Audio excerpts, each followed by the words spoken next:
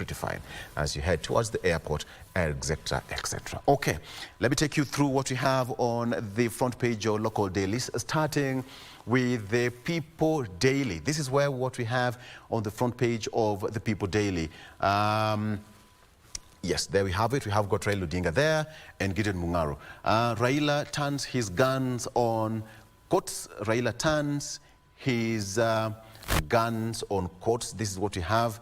Raila says that former Prime Minister accuses courts of being used by executive after they declared NADCO report unlawful in what could open new battle with judiciary. This is what you have. A section or a part of that NADCO report, the court stopped its implementation. That is the audit of the 2022 general election, when a petitioner went to court and the court granted that order, that part of the NADCO report should not be implemented. And here, former Prime Minister accuses courts of being used by executive after they declared the NADCO report unlawful in what could open new battle with the judiciary. That story is fleshed out there for you on the front page of the Star newspaper. Why Nyakang'o job is under threat. Again, the controller of budget, the story here on the front page of the People Daily. Why Nyakang'o job is under threat. You can take a look at that story. CS Kuria's about turn on fake fertilizer. CS Kuria's about turn on fake fertilizer. Over a couple of weeks now, 2-3 weeks or so, or even a month, we've heard that hue and cry from farmers across the country that they've been receiving fake fertilizers, some of them in form of stones, all right? And now they're saying that it's going to give them poor or low yield during harvesting season. And now CS Kuria's about turn on fake fertilizer. We have that story. That is on the front page. I'll take you very quickly on that story, making Raila page. There we have it. Raila Odinga says that Raila stayed in fresh clash over NADCO report. He was in Malindi. Azimio accuses powerful people in executive of sabotaging process after court holds implementation of bipartisan talks outcome. This is what we have here. Yesterday, the Orange Party leader, Raila Odinga, led his team in dismissing the court orders. He also criticized the judiciary for being controlled by the executive and contravening the NADCO report, terming it unconstitutional. That is according to Raila. His sentiments came after insiders within ODM said that court's decision could see the entire process stopped, which is dangerous for the country. The insiders, who did not want to be named, accused powerful individuals in the government of being behind filing of the petition and saying that, quote unquote, this decision is very dangerous. It will have serious effect because this entire process is likely to be stopped, according to a source within ODM. So that is what is here on the front page. And what the NADCO report? The NADCO report states that the evaluation of election is important in ensuring that voting systems operate accurately. Again, the report also notes that the election officials comply with laws, regulations, and internal policies. And finally, in addition, reports also stipulates that the audit will help build confidence in the election administration process and credibility of the results. That is what it here on the front page. Again, you can take a look at the People Daily and read that story in details for yourself. Senators enforce law to curb accidents. Now, lawmakers have blamed failure to adhere to traffic rules for the rise in road carnage in recent months. Senators wanted the National Transport and Safety Authority, NTSA, to change tack and devise new strategies to curb the rising cases of road accidents. The lawmakers have now moved to open inquiry into the causes of accidents that have left hundreds of people dead, including students lose their lives in recent months. The Senate Road and Transportation Committee, chaired by Kiambu lawmaker, that's Karungo wa Thangwa, is deliberating on the matter following petition by Senators Mohamed Faki of Mombasa and Veronica Maina, who is a nominated senator. I think it goes to individual responsibility. The senators will have laws and, regulations, but if you are not careful on the road, these laws will just be an exercise in futility. So this is what you have on the front page, and just a small brief on the inner pages of the People Daily. I'll come back that later on. What do we have on the front page of the Standard newspaper? Again, Standard newspaper, front page. Ruto's big silence as healthcare system collapses. Ruto's big silence as healthcare system collapses. President William Ruto has been silent on the ongoing crisis after dispatching his chief of staff, Felix Koskei, to end the Bedik strike. 2 weeks later, even lab technicians are now about to follow clinicians and doctors in downing tools. This is what you have on the front page of the Standard newspaper. Again, just on the top part here, succession fight could kill ODM, according to Raila. He's also warned MPs reproach government on school funds. Remember that some schools opted to close a bit early last week because of lack of funds that is meant for their day-to-day running of affairs in school. All set for Japan used car auction, and why there is no other like Safari Rally. Yeah, it happened over the weekend, over the Easter holiday, and and it's all that. It was fun and fair, and yes, I think Wahome will give us a wrap on what is there and what really happened over the weekend. Okay, very quickly, again on this matter, holidays. Beware if you ask your child to work. Beware if you ask your child to work. A lawyer has moved to court seeking orders to compel parents and guardians to only give adult jobs to those above 18 years. He now wants minors allowed to learn and play. This is the story on page 4. There's a gentleman called Mr. Olo. He never cared whether you are Olo Senior. That I'm talking about Olo Senior, not me. That gentleman never cared whether you are 4 months old, 3 weeks old, 18, 29, or even his age. So long as you are under his roof, you must work.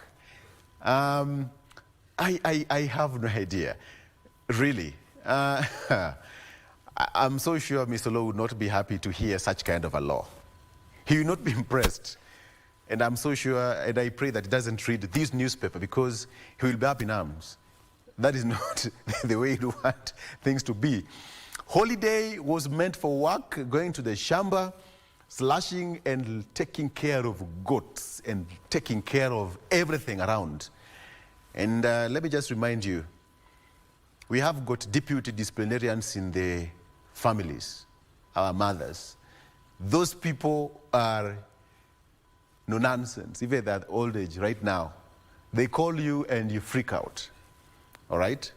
They never use call us Baba, Daddies of this world, okay? The only thing that mom would say was, that was enough to call everyone in the home. Whoever arrives first would be given an assignment. And that's how people used to live.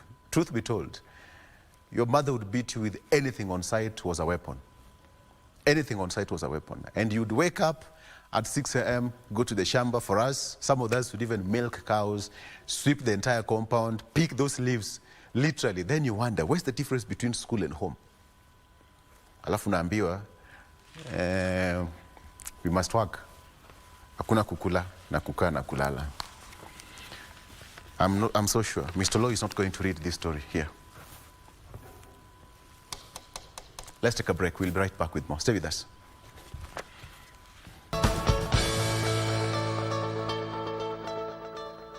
All right, let's just clarify this. I think it's important for everybody to work. We need to teach the young ones on how to do things. We need to teach the young ones on how to do their own laundry, okay? Some parents do that religiously. We need to teach the young ones on how to do house chores, cooking, you know, cleaning the home, and what have you. For those people who live in the village, I believe they are all-rounded. They know how to take care of the cows. They know how to, you know, go to the garden. Right now is planting season. You will find them in the shamba as early as 6 a.m. planting and helping their parents to do the normal jobs. But I think what the law is prescribing is to give extra and contracted jobs to minors. That is more of child abuse, okay? And, you know, subjecting children to longer working hours without rest. So I think it's good to teach them the right way to do things in life. But then now, the law is going to move from that point of you spare, when you spare the rod, you'll also spoil the child. Because if you don't teach them the right thing to do, the world will teach them. All right? So, kama sisi ndio tunaambiwa, we must work. If you want to eat, you must work. What about the kids? We must teach them. All right. Very good. So let me take you through the front page of the Daily Nation. Pretty fast now, that is the Daily Nation there. But on the front page of the Daily Nation is more of, again, on big divide over NADCO report. Again, that is also on the front page of the Daily Nation. Majority Leader Kimani Ichung'wah promises document will be implemented in full, but now there is a big divide over NADCO report. And now there's an issue of war warrants, even as President William Ruto and his Kenya Kwanza Alliance named the team of 3 of the bipartisan panel that will evaluate the 2022 electoral process. Some of the Azimio of a plot to sabotage the full implementation of the Bomas report through, quote-unquote, a court process. But is this really the case? Asks Daily Nation. So on the other side of Azimio, they have got Amos Wako, who is a former AG, former senator, a man of valor. We have Judith Pareno and Julius Njiraini. On the other side of Kenya Kwanza, we have got Cecilia Ngetich, Dr. Linda Musumba, and finally Ndegwa Wahome. There is a big divide in as far as that is concerned. We'll take a look at that briefly. Shortly, the story is on page 5. Again, Raila Odinga reads Riot Act amid ODM succession battle. ODM leader Raila Odinga has convened a crucial meeting of the party's top organ tomorrow, that's on Wednesday, to discuss the modalities of conducting its elections and to address the complex succession politics threatening to split the party over his planned exit. Mr. Odinga is also expected to chair the party's Central Management Committee meeting at Chungwa House amid uncertainty over planned elections this month and fielding results from his planned exit from the party's top leadership should he secure the chairmanship of the African Union Commission, AUC. After 3 or so weeks of absence, he appeared over the weekend in Malindi. Something interesting here. Forgive him. Monica Kimani's father now says. This story has been happening for a couple of years. And 3 or so weeks ago, Joey Irungu was sentenced and now serving his jail time. But now Monica's father says that he'll visit Joey in prison and forgive him. The big question, how will it tilt the sentence that Joey is now serving? This is what you have here. And I think the biggest thing is forgiveness. Even the good book says that we need to forgive 77 times 70, if I got it right. We need to forgive. And the only way is to do this. All right? All right, so we'll take a look at that story later on and perhaps wait for Joey's father to come back into the country. Let me see. The story is on page 3. I'll take a look at that. Monica's father now says that he's forgiven Joey and plans to visit him in prison. Joey found guilty of murdering Monica at her apartment in Nairobi in 2018. And now, let me quote his father verbatim: "When I go back to Kenya, I'll visit Joey in prison and have a conversation because he's like my son. I want this to be part of the reconciliation process among the 3 families, that of Joey, Jackie Meribe, who was acquitted in the murder case, and my family." That is a father who's spoken. And these are a file photo of Bishop Paul Garama with his daughter Monica Kimani way back sometimes in Juba in South Sudan. Monica was killed in her apartment in Kenya in 2018. So that is coming from the father. The father of slain businessman Monica Kimani has announced that he has an intention to visit her killer in prison upon his return to Kenya. I think there's a story worth reading. In an interview with the Kenya Diaspora, of course, media in Seattle, on Sunday, Bishop Paul Ngarama extended his forgiveness to Joseph Irungo, alias Joey, and expressed his desire to engage in a conversation with him. Joey was convicted and sentenced to death. 13 for Monica's murder. And let me just quote what he said again. He said that I want to, according to Demze, he said that, I quote, I want to spearhead reconciliation and bring the three families together. We must preach forgiveness and let the matter rest. According to Mr. Ngarama, forgiveness is essential to ending the trauma his family has endured since Monica's murder in 2018. And this is what is here, the story worth reading. So this is the story that you can take a look at. The father and daughter, we are waiting to pan out later on. Okay, so how about we cross over to the front page of France, that is on the front page of the France 24. Two senior commanders of Iran's Revolutionary Guards killed in Israeli strike on Damascus. This is what we have here again on the front page of the France 24. Two senior commanders of Iran Revolutionary Guard killed in Israeli strike on Damascus. 7 members of Iran's Islamic Revolutionary Guard group corps, including 2 high-ranking generals, were killed in an Israeli attack on the Iranian consulate in Damascus. The Guard said in a statement on Monday. Earlier in the day, Israeli military confirmed that it had withdrawn from Gaza's main hospital, Al-Shifa.